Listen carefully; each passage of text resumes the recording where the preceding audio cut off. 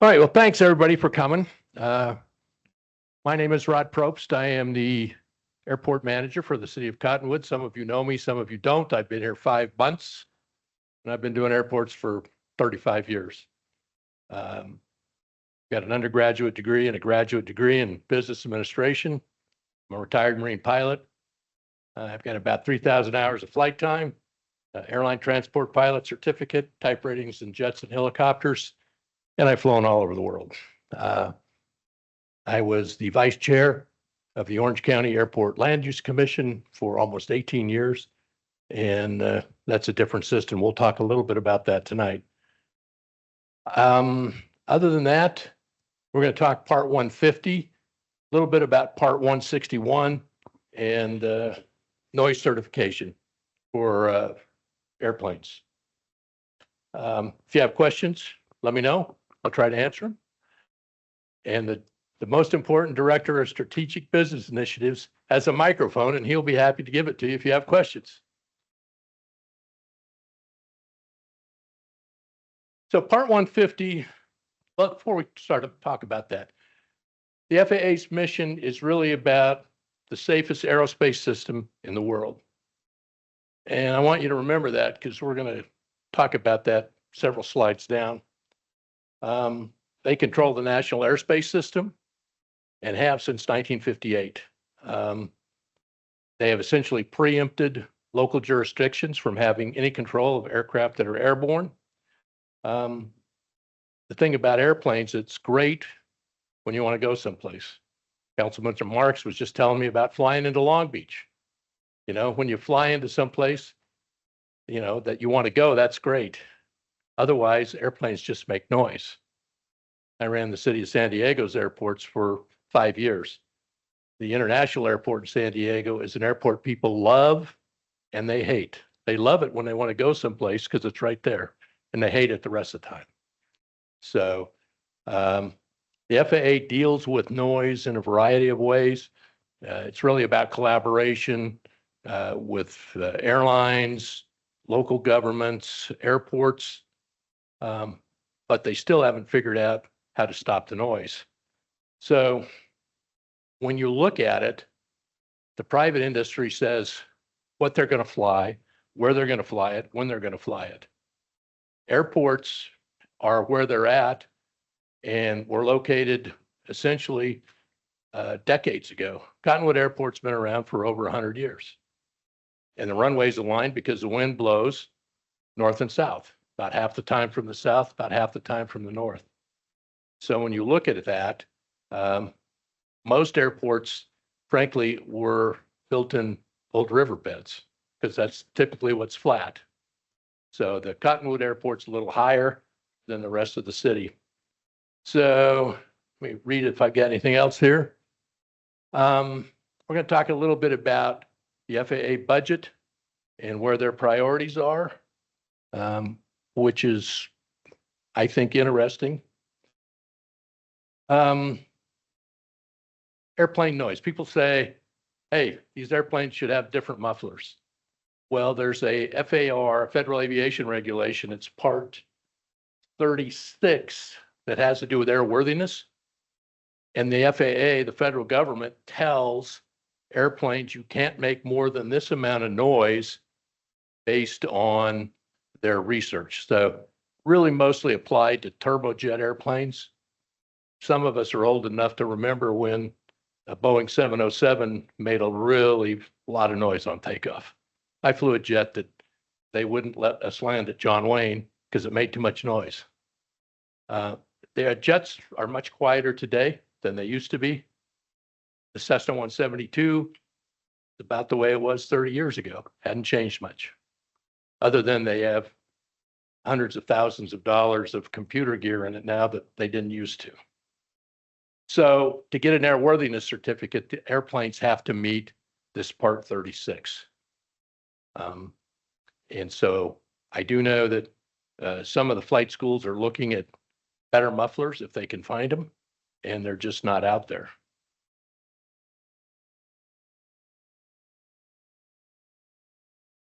So Part 150, it really is about compatible land uses. those compatible land uses are based on noise contours. And it really has to do with a weighted day-night average. In California, it's called the community noise equivalent level. So noise at night is weighted more than noise during the day. And they use the contours to establish what are acceptable land uses. And essentially, Part 150 looks at the noise contours. And we'll talk a little bit later about the 65 LDN line, which is sort of the number that says anything within that 65 LDN should not be residential, shouldn't be hospitals, shouldn't be daycare centers, those kinds of things. So Part 150 has been around since the 80s, and it was based on data that was collected in the 70s. That's a long time ago.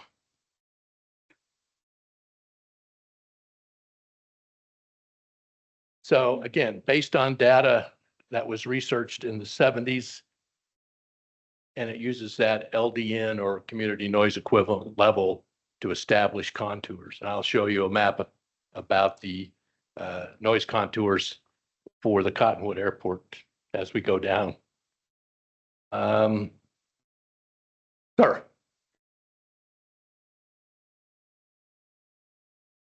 No, it's Oh, sorry. Should I ask again? yes, you should. Are DNL and LDN two different things? No, they're the same thing. Same thing, okay. Thank Yeah. you. It's essentially a weighted average where noise at night gets a higher weighting. So, and we haven't even talked about single noise events, which are almost impossible to measure. And when I was the vice chair of the Airport Land Use Commission, that was a real problem because we would get complaints about single noise events.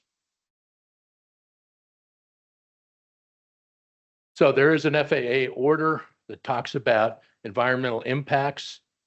And it really talks about what are noise sensitive areas.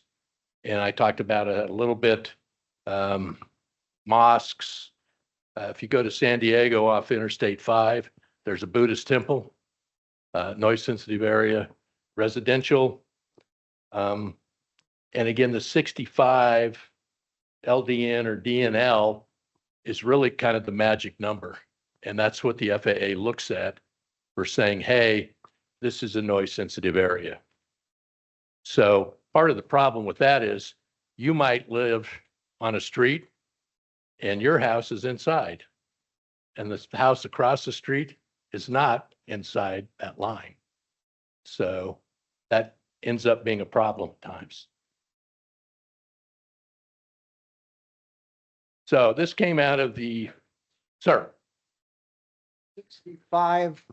The 65 number refers only to churches, schools, and hospitals. Things inside of that Okay. contour are not appropriate compatible land uses. For example, if you wanted to build a daycare or a hospital, that would probably not be approved by the community development people. Part of the issue, though, is there already may be residential inside of that, and you can't go after something that's grandfathered. And I may be getting ahead of your speech, and if I am, I apologize. So what's the number outside? The number outside, anything above 65, this Caltrans Aeronautics Handbook will have a matrix that says from 65 to 75, this use is appropriate. And the higher up becomes, there's more uses that are compatible. I'm going to show you a map of where the 65 is for the Cottonwood Airport. Certainly. Is the Caltrans handbook what you're going to be applying to Cottonwood? No, I'm only put that up there because I helped write that in 2011. So if you Google that, you'll find my name at the front of it. The chart on the left shows you what is a 65 LDN number. And it's essentially between low density residential and medium to high density residential. So it's not very loud. You know, when you get out to lawnmowers or apartments next to freeways, that's much louder. So, but I'll show you what 65 is for the Cottonwood Airport. There it is. This comes out of the airport master plan that was completed in 2022, approved by City Council, I think in 23. This is what would be the complete build out from the master plan if you extended the runways from 4,300 to 4,700. So the blue line is the 65. Everything inside of that is higher, gets higher. So it doesn't extend much beyond the property boundary of the airport. Let's go. There's probably 5 mobile homes in the manufactured homes in the manufactured home park east of the airport inside the 65. So doesn't extend very far. Any questions on that? This is a pretty good graphic to show you where a Part 150 would actually have some influence.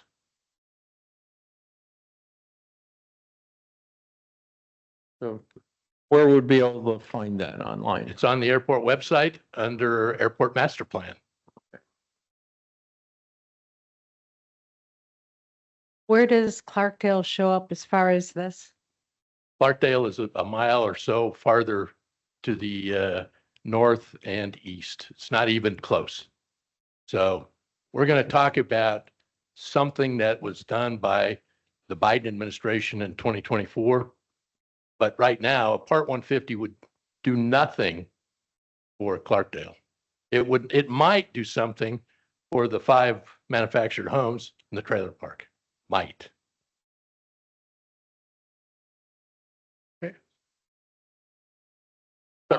Two questions. How much would, so this is basically talking about, when you say build out, increasing the facility, that you have, that is at the airport right now? The airport runway now is about 4,300. This would be out to about 47. It's Right. part of the master plan. It's at this point, I would call it opportunity because it's nowhere close to being funded. Okay, but beyond the length of the runway, are there more, would they be more buildings at the airport included in this? I don't think so unless there was some housing development. Okay. Next question is, how much will this increase, air traffic in the area? Okay, based on airport management for nearly 35 years and flying for thousands of hours, extending the runway to 4,700 feet won't change anything. Okay. It would just make the pilots have more ability to take more fuel. Okay, so there's not included in this a plan for increased usage of the airport. It just would make it safer for the pilot community. It wouldn't do anything, we get a few net jets in now. Not a lot. 5,000 feet is the magic number for big turbojets, Challengers. But I don't think it would change anything. Yes, sir. All right, let's move on. This is interesting. Back in 2021, the FAA did a neighborhood environmental survey that hadn't been done since 1992. So that's quite a number of years. And the results said more people are upset with airplane noise today than they were in 1992. And so that caused the FAA to put out a survey, actually a public comment survey that was in the Federal Register from May of 23 till the end of September. And it was looking for comments on effects on residential communities from both overflight outside of the 65 LDN line and neighborhoods that were affected outside of the 65. So I found that interesting. I found it more interesting that out of the 5,000 or so responses, there was 23 from Arizona. There was none from New Mexico, by the way. So out of the 4,000, nearly 5,000, 75% of those indicated where they came from. So 23 from Arizona, a bunch from California. Of course, they've got San Francisco International, LAX, lots of commercial service airports. Texas, nobody complains in Texas. They had 6. So, and frankly, for a national survey that only get 5,000 responses, I thought was not very appropriate. So I think this is important. It addresses some issues that unfortunately are not coming to fruition. So the FAA Reauthorization Act, which is federal law, was passed in May of 24, demanded or directed that the FAA create an aircraft noise advisory committee. It was supposed to have members by November of 24, and nothing's happened. It was also supposed to address FAR Part 150. So why isn't anything happening? Remember, this was prior to the current administration, and it was going to look at this day-night average weighting. It was going to look at, is the 65 day-night average the appropriate number for National Environmental Policy Determination, NEPA, and for definition of the limit of residential land for compatible use. It was going to look at, is there a better way to measure noise? I think all of that's appropriate. So where are we? They had a deadline of November. If you can find somebody that'll answer the phone at the FAA, they're going to say, we have no comment, we haven't done anything. The current president's FAA budget request of Congress was $22 billion, and there's no mention of the Airport Noise Advisory Commission. It's not there. This administration is only concerned with air traffic control, aviation safety, and the aging air traffic infrastructure, and not noise. So I was surprised when I came across this, that this had happened and that nothing's going to come of it, at least during this administration. Let's talk about Part 161. So if you do a Part 150 study and you're successful, and the FAA came up with mitigation plans, double pane windows and insulation, you can then approach the FAA with a Part 161 study. Part 161 are airport access restrictions. They're based on the noise contours, and the airport would have to provide those. Typically, you use today, instead of physical noise monitoring, the integrated noise model. So we just hired some on-call airport planning consultants. They have a computer program. They plug in the fleet mix, the operational count, which at Cottonwood probably will exceed 60,000 this year. They come up with the contours. And then you would submit those to the FAA. And it would be based on the contours and the compatible land use. Part of it is, Part 161 says you should have local restrictions. So the ADOT aeronautics folks last December published this Arizona Airport Land Use Manual. I found it kind of a uninspiring document, frankly, from a land use perspective. There are two Arizona statutes that it talks about. One talks about airport influence areas, which really are designed to notify the public that, hey, underneath this airport influence area, you're going to probably see and hear airplanes.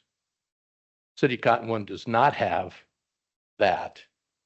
The second statute talks about an airport disclosure map that says, hey, if you live in this area, you're probably going to hear and see airplanes. Cottonwood Airport does have a disclosure map. It's recorded with the county recorder. Also, you can find that in the airport master plan. Definitely includes Clarkdale, not all of it, but some of it, but it's there, and that's required by the statute. I will tell you, in 30 plus years, I've never seen an airport map that is a rectangle. It's usually circular. It looks like an oval. The dimensions, and again, this is in the master plan. You can look at it. That is from September 1, 2022. I assume it was before or after, I don't know. It's the pattern would typically, pardon me.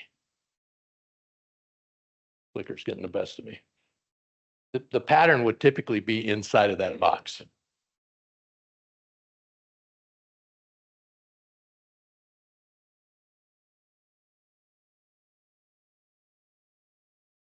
Well, you know, I will tell you that the airport traffic pattern, if we went flying, if we got in an airplane tonight and we went someplace, I would expect the airport traffic pattern to be 1,000 feet above the runway. Cottonwood is, you know, 1,800 feet, depending on what document you look to. And we're actually going to do a airspace study to look to lower the traffic pattern out to do 750 feet. So that's going to be the first tasking of this on-call planning consultant. And we met with them this week. So anyway, city is in compliance with that revised statute, and you can go to the master plan and look at that if you're so interested. So part 161, access restrictions, clearly designed by the federal government to be challenging. They have always avoided access restrictions. So ANCA, which was passed in 1990, the Airport Noise and Capacity Act, established the ability to restrict access. Anybody know how many airports have access restrictions? I can tell you John Wayne does, because I ran the other airport in Orange County.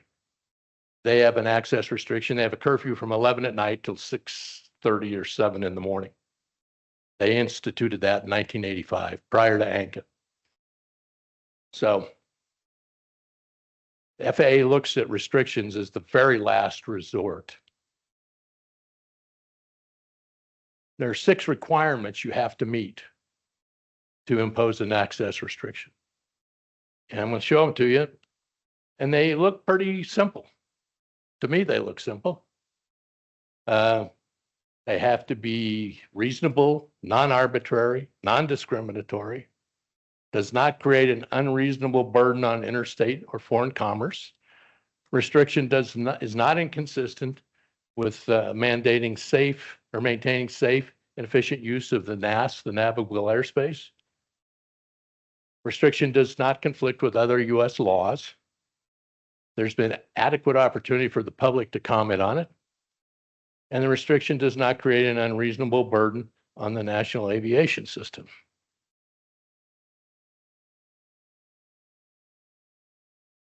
So there's been 24 Part 161s submitted since 1990 for 21 different airports. Only one has been successful. That was in Naples, Florida. And it was a request to limit stage 2 jet aircraft under 75,000 pounds. They had to go to court to get that restriction, and it was overcome by events with the FAA reauthorization law in 2012. That's it in 35 years. Mesa applied for an access restriction for turbojet aircraft under 75,000 pounds, and they were denied. If you've ever been to Burbank Airport, Councilman Marks has been there. If there's ever an airport that needed an access restriction, it's Burbank. It's crazy up there at night. And they spent millions of dollars, and the FAA said, no, we're not giving you an access restriction.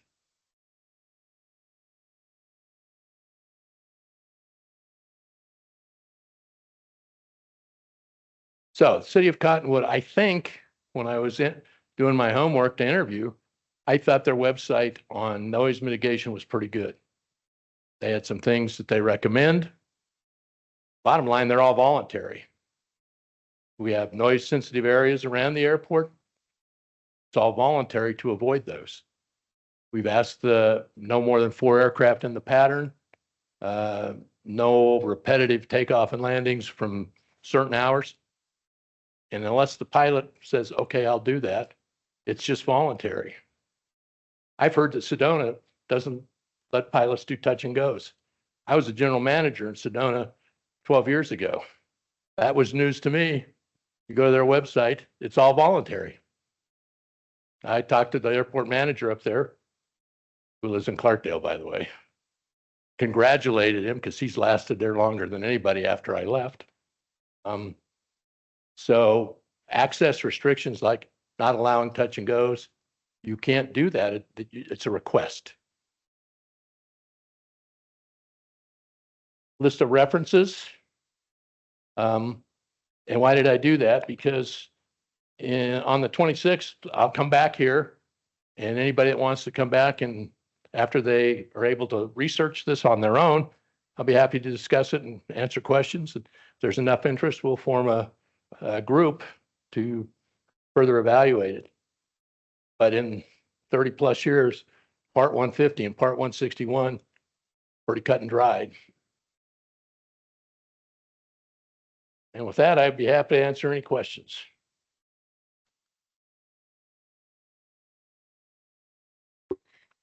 Hello, I've got a couple of questions.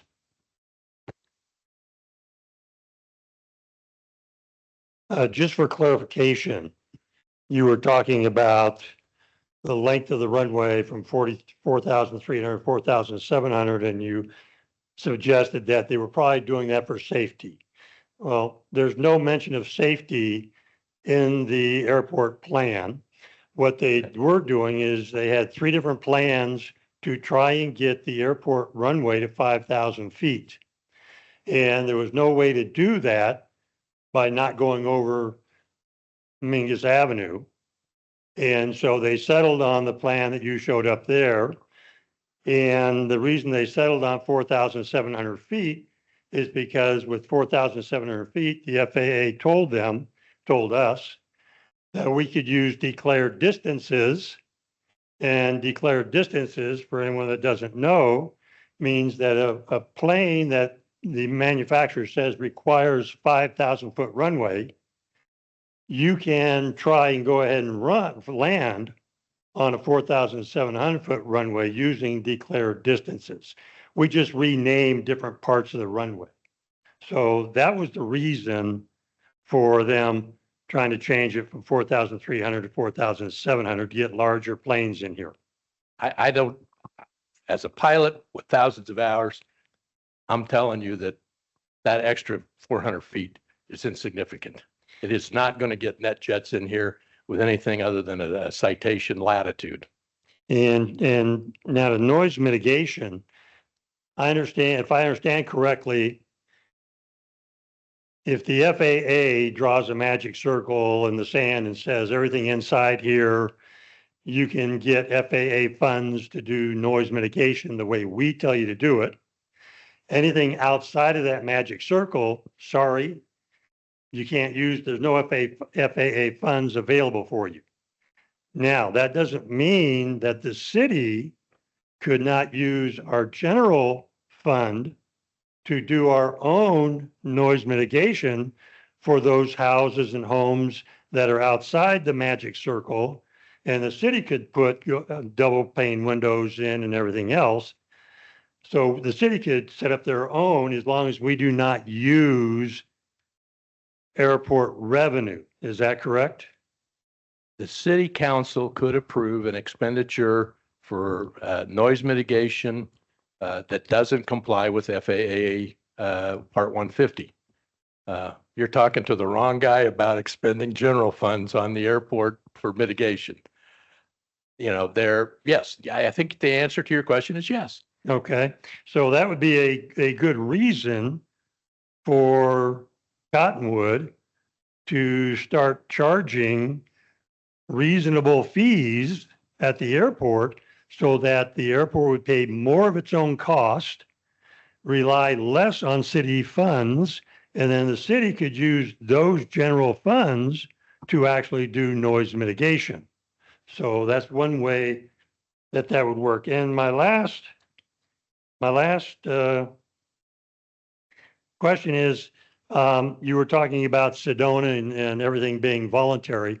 I've been watching the Sedona Airport on ADSB, and I have screenshots. There is one flight school that's based out of Sedona now, That's true. and I've got screenshots of him, and he does not do touch and goes. He takes off, he flies off to the southwest and does a loop out there and comes back in from the southwest, lands, taxis up to the end of the far end of the runway, turns around, and he does that over and over and over again. So my question is, since the flight school and the other pilots seem to be amenable to voluntarily doing what Sedona Airport wants them to do, what is the Sedona Airport doing that Cottonwood is not doing? Because we can't get that level of cooperation and volunteer from the pilots that Sedona does. So do you understand why they are complying in Sedona and not here? I could tell you, I can answer your question easily, having been the general manager there Okay. and landed there many, many times. Has nothing to do with the administration at Sedona. It has to do with the airport. It is not a beginner's airport. It is a very, very complicated airport to land at due to crosswinds, due to the wind at the end of the runways. And they do that because they know better than to do touch and goes there. Well, then that flight school shouldn't be operating out of there if it's that unsafe, especially for untrained pilots. I was there. And not long ago, there was a 16-year-old who just got his pilot license, and he wanted his first flight to be out of Sedona. So you have a 16-year-old just got his pilot's license, and his first flight was out of Sedona. And I would think that if it's so dangerous, that his parents and everyone else would say, no, don't start at Sedona. So I kind of disagree with that Sedona has become dangerous. I'm telling you, I've landed there many, many times. I can tell you about the accidents of the airplanes off the end of the runway. It's a different airport. And if that was my 16-year-old, he wouldn't have done his first flight from Sedona. I can tell you that Embry-Riddle does no training flights there except in their twin Diamond Star aircraft. Well, I see the Diamond Star here occasionally. I see all the 172s. I never saw Embry-Riddle 172 at Sedona. It's a little over 5,000. The length of the runway at Sedona, a little over 5,000. It's downhill. It's got a 3-degree downhill slope. The wind burbles at each end. It's up on a mesa. I have a picture of a citation that just came across the threshold, 30 degrees nose down. So, and people start sightseeing before they shut the airplane down. Holy Cross Chapel, all the Red Rocks. So that's the difference. It's a different airport. It's not, Ed Rose isn't doing anything different. Sir. Question, I know a lot of people's main thrust is going to be noise. And I don't know if you have been apprised of what all took place several years ago when Embry-Riddle was trying to move in and do flight school here, which vastly increased the traffic, vastly increased the noise. Are you and thereupon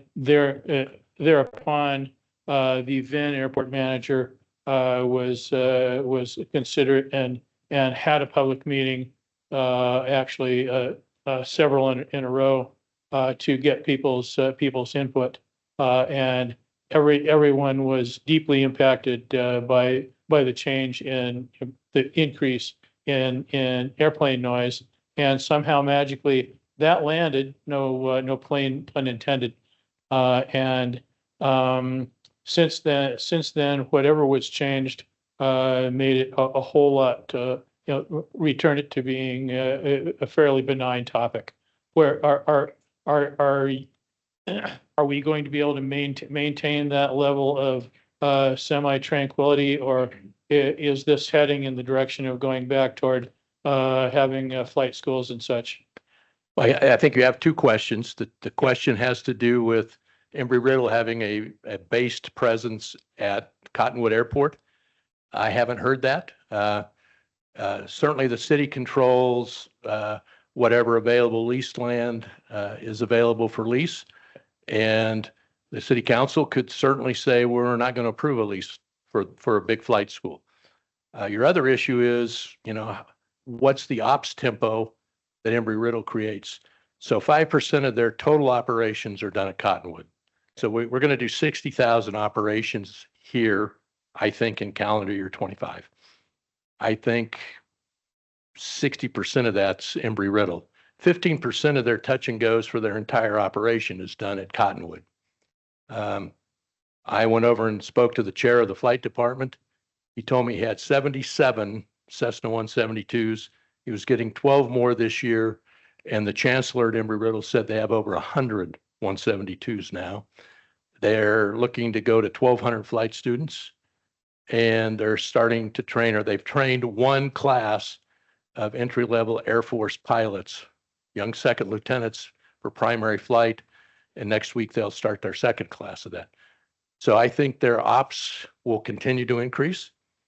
I am fairly confident they're going to build an outlying field for their own private use somewhere north of Prescott. That doesn't mean they're going to quit coming to Cottonwood.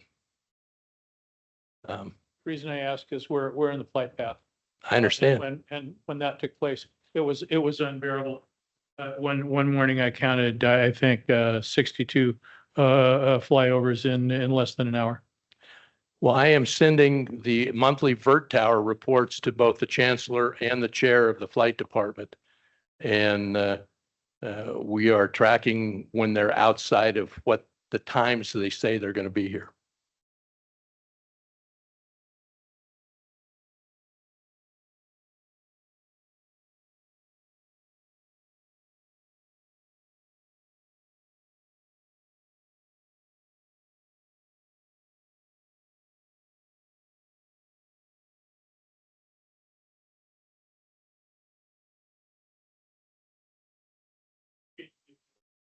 Sure. I'm in the office.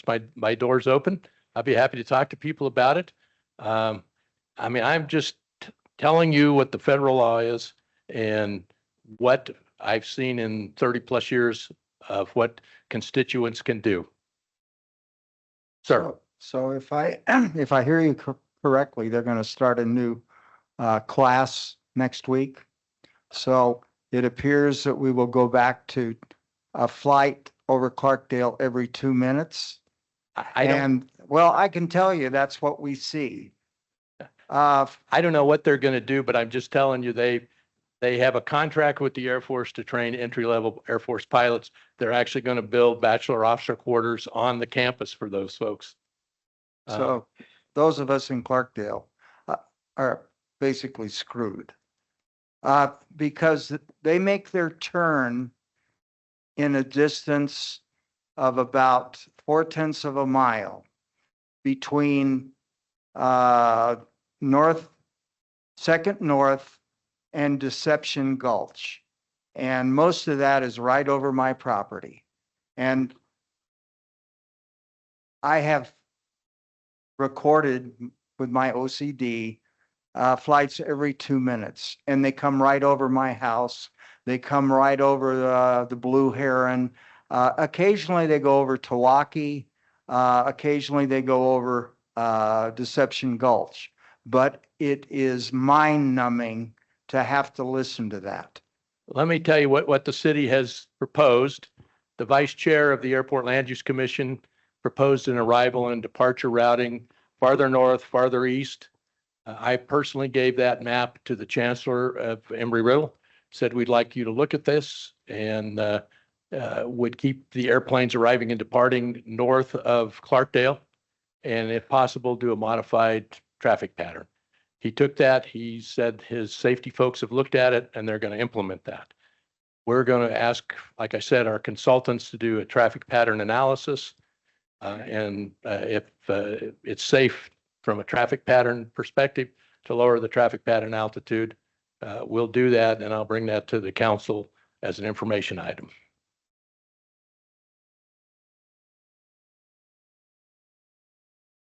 If you lower the level, the time that they spend climbing, and they're already turning at 700 feet, that's what they say, whether they do it or not, will lower it will lessen the distance between the end of the runway and when they commence their turn.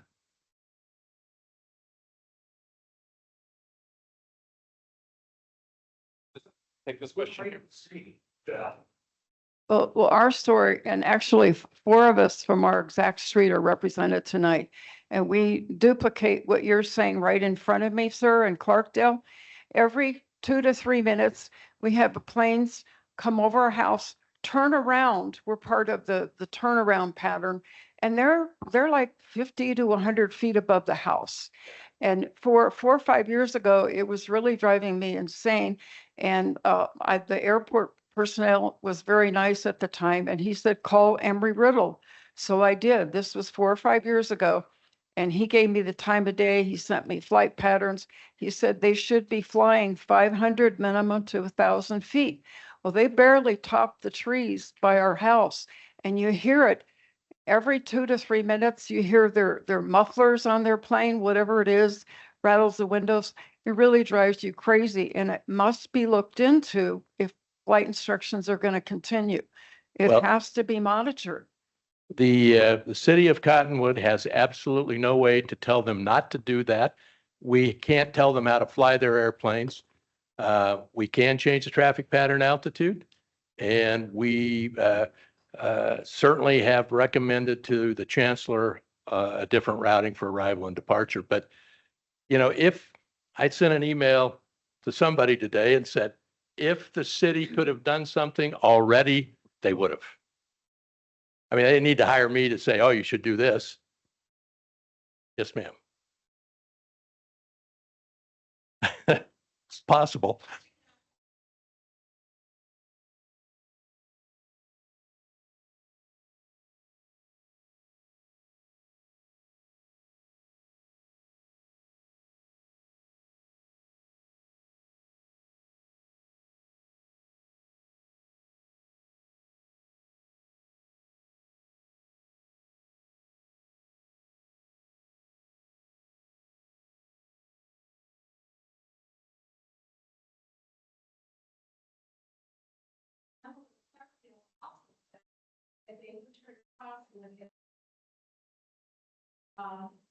Around they have.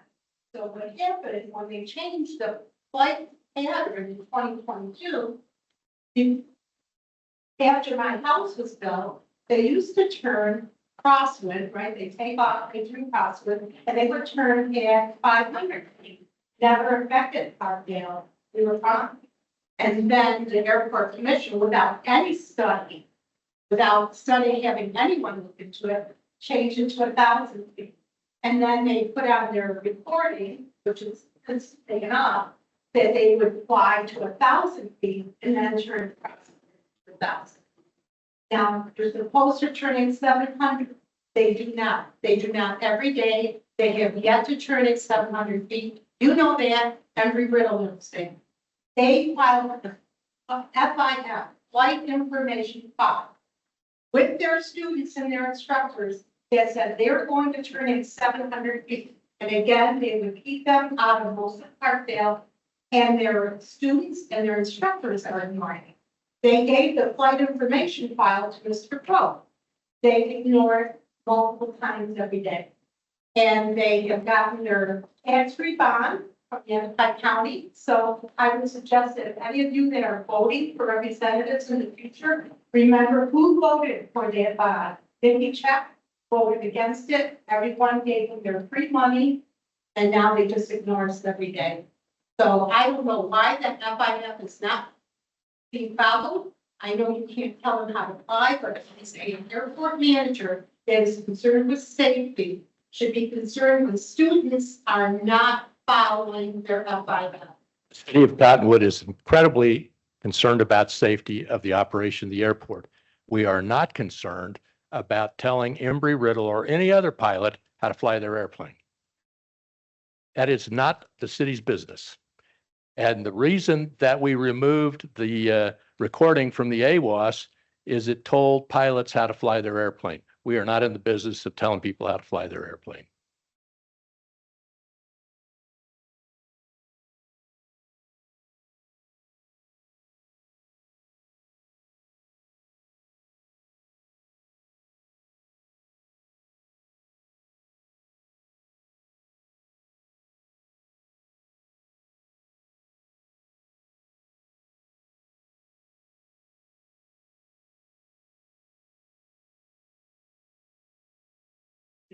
I remember from a previous study, correct me if I'm wrong, that if a crosswind is supposed to be at 700 feet, that means 700 feet above any terrain within a quarter mile of the plane. So that means that if there's a knoll or hill that comes up 300 feet, they can't fly over that at 700 feet AGL and only be 400 feet above them. Is that correct? That is not correct. The traffic pattern altitude currently in the chart supplement says 800 feet. So they should climb and start their turn to get to 800 feet. It has nothing to do with it. It has nothing to do with the terrain around the airport. The airport runway sits at about 3550. So the 700, they should be 700 feet above that when they start their turn. No, if you ask me, if you and I go flying, what should we be, what altitude should we be at? We should be at over an urban area, 1,000 feet above the highest obstacle within 2,000 feet of the aircraft. If we're flying, the caveat is that doesn't apply if you're landing and taking off.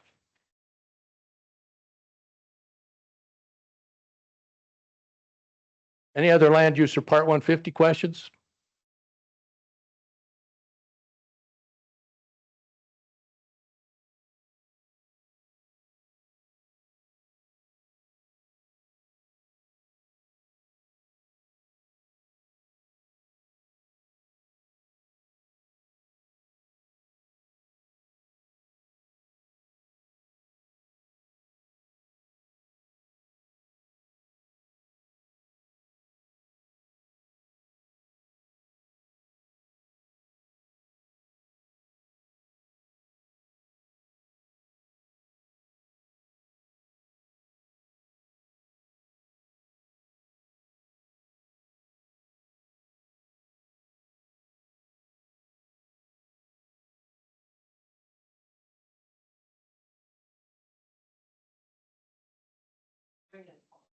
Not sure if it's the end of a class or something, just the time of year when we can conserve energy, not spend as much on the AC or heat.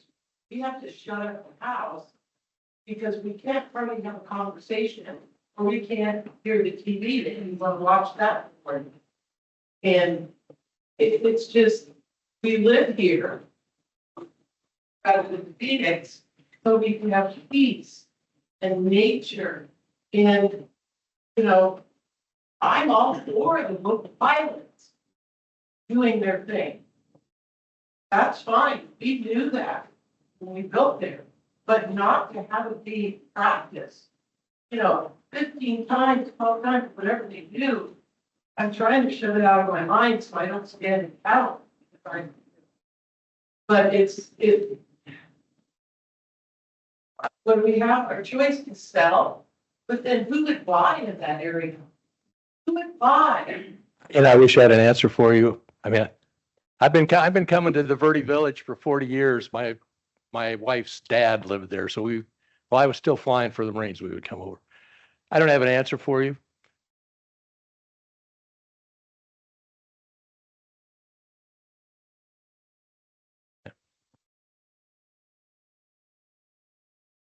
I think that those of you that are tracking Embry-Riddle, they're coming in the morning now. They don't come so much in the afternoon. The best seasons in this part of the country are spring and fall. That's why they're going to fly more in the spring and fall.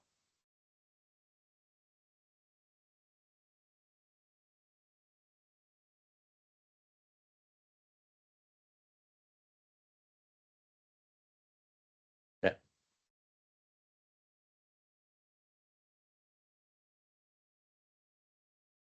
That's true. Sir. And the bottom line on this whole deal is the FAA is like the old smoker's mentality. We can smoke where we want, as much as we want, and it doesn't matter how it adversely affects anybody. And Embry-Riddle has the same attitude. And they do have the right to tell their pilots where they can and cannot fly with their airplanes. So if they would work with us, which they won't, they've sent, just like she said, when they went to Yavapai County to get this money, they sent a memo that morning telling them how good they were going to be, how they were going to step in line and be really good neighbors.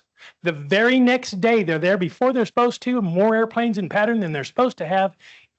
And the next night, the next day, they're there after hours, almost like, and that's how we look at it. They don't give a you know what about us, our lives, or how it adversely affects anybody under their airplane. And that's why we're all sick of this crap, because they have the right to tell their pilots where they can and cannot fly, and they won't do it. And it's bull. I can tell you, I've been to their dispatch centers, and they won't send more than 4 of their airplanes to Cottonwood at a time. But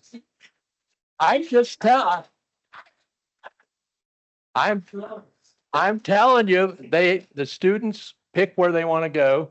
And the chair of the flight department says we don't send more than 4 at a time. There's probably more than 4 at a time if you get somebody coming back from Payson. I don't know. I will say that the chancellor wants to have his aircraft be better neighbors. I'm not sure where that's going. He's meeting with the mayor of Clarkdale and Cottonwood and Supervisor Nikki Check once a month.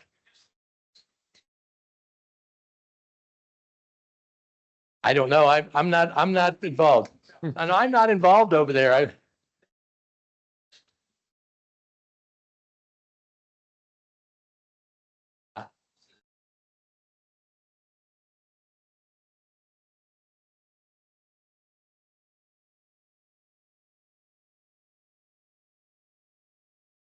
Again, if the city could have fixed this problem, they would have.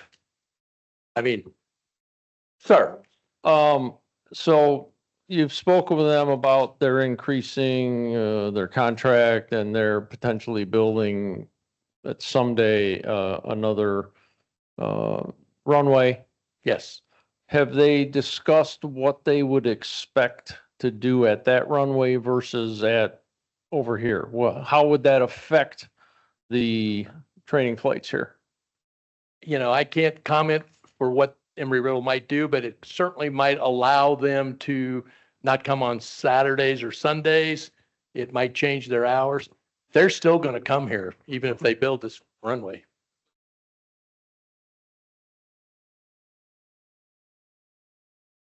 Unofficially, they said we would look at the hours and the days.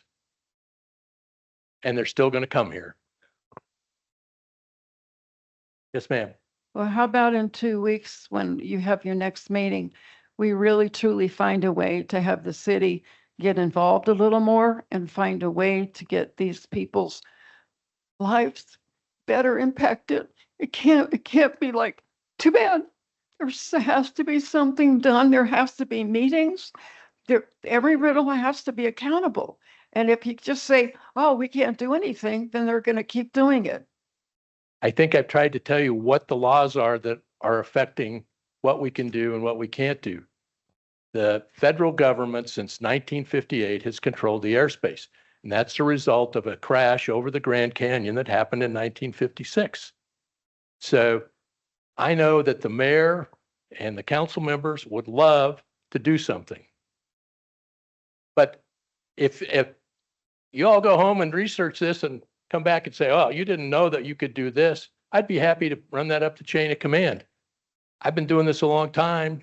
I don't know how, this is not a unique problem to Cottonwood. Every airport I've managed, it's the same thing. The flight schools. It's not the turbojets that come and go, taking people to Hawaii or wherever, San Diego. It's the flight schools. This will eventually lessen. Embry-Riddle will slow down. They're not going away. There's such a pilot shortage that may or may not be abating.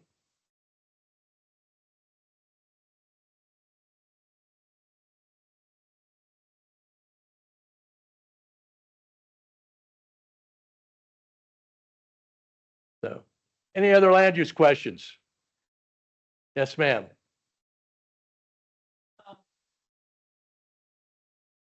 First, thank you for having this meeting and talking to us.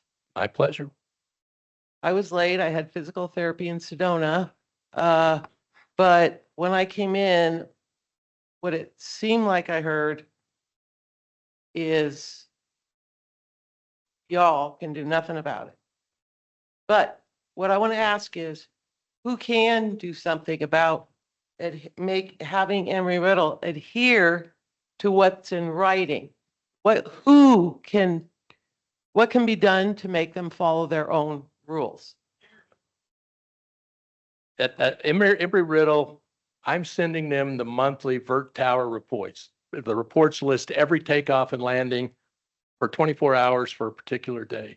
I send that both to the chancellor and to the chair of the Department of Flight. The chancellor first came over and saw me a month or so ago. I printed it out for that morning.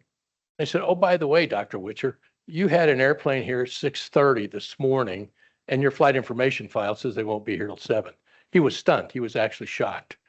I think he's probably trying to do something. I think that trying to develop a rapport with the leadership of Embry-Riddle is important. We're arranging a opportunity for the mayor and council to go down and visit with them. But it's only Embry-Riddle who can say, we want you to do this or that. The flight information file, they're not happy that it got out to the public, and I'm actually stunned that they published it.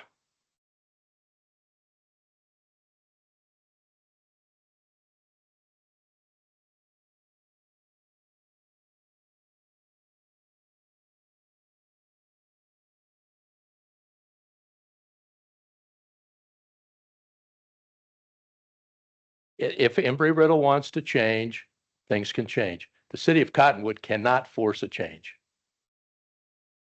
Ma'am. So you said you're trying to be, what's the word? I can't think right now. My brain is overwhelmed by all this. Camaraderie with Embry-Riddle.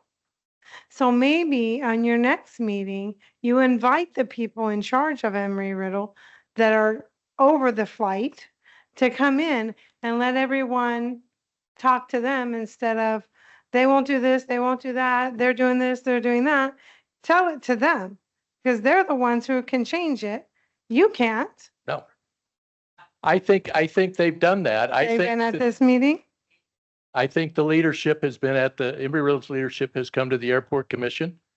Again, I can't speak for the chancellor. I think he wants to do the right thing. And I think the mayor of both Clarkdale and Cottonwood have a rapport with him. And I think that's important.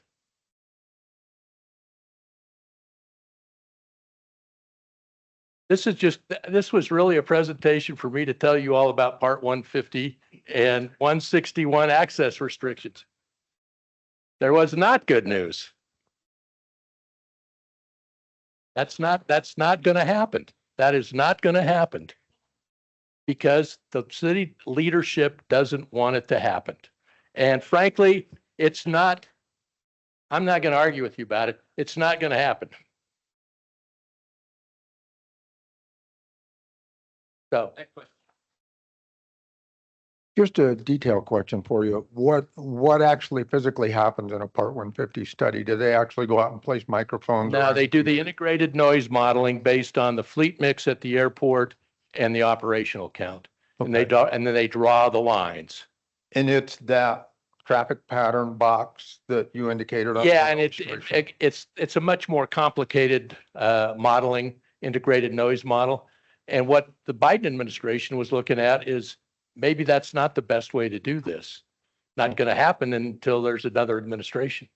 I think the concern is, would they actually go measure daytime noise levels in Clarkdale, which is outside of any of the boxes that you indicated? The FAA would not pay for any measurements at Clarkdale, anything outside of the airport contours. Okay, thank you.